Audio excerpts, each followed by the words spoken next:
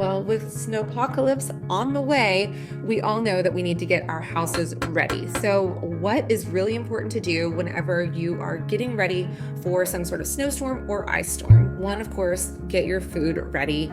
Hopefully, you've already been to the store. Waiting to the last minute is when everything is gone and it looks like it's the COVID era again. But as far as getting your house ready, you want to make sure that you are setting your house temperature somewhere between 60 and 65 degrees, no lower than that. You can always go higher, but no lower, because if you go lower, then you risk your pipes freezing, and that's definitely not a good thing. Speaking of pipes, how do we prevent that from happening? We don't want those to freeze, burst, and then all of a sudden you're the house that might have the mold issue. So the way that we prevent that is opening the cabinet doors below so that the air can circulate around, and then also dripping the cold and hot water. So that's dripping both sides if you have a double handle, if not kind of in the middle. That way that the water is making sure to flow at a nice slow stream and it's dripping, but it's not so much that you're completely raising your bills. So with that, then that helps keep the pipes from getting frozen, and then it breaks open and overflows and causes a water issue.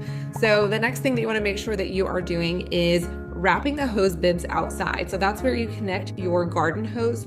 Your garden hose should already be disconnected because we are far enough into winter and the cold weather that should have already been taken care of. But if it's not, disconnect the hose, and then you can take a towel and wrap it around your hose bib and with some tape to make sure that it's keeping it warm. If you want to use something such as one of those foam covers, you can also purchase that.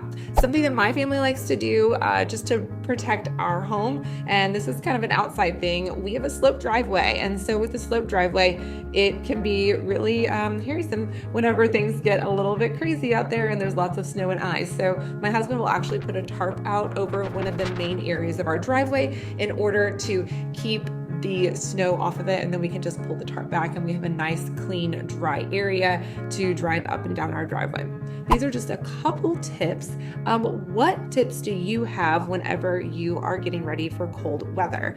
And put some recipes below if you have something that really just makes it perfect. My personal favorite is a beef stroganoff in the crock pot.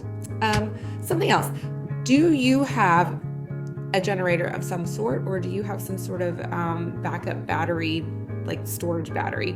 We bought one of those backup generator batteries so that we can plug in something like a coffee pot for warm water if we were to lose power. So you just want to make sure that you're running through those things. Remember not to heat your house with your oven or your stove, as that can potentially cause carbon monoxide poisoning. And then you can use your gas fireplace, but if you have an electric starter, you're going to need to make sure that you have a way to light your fireplace. You might have a backup battery starter, or you might need to be using a match or a lighter of some sort. So keep all those things in mind, stay warm and stay safe, follow and like for more.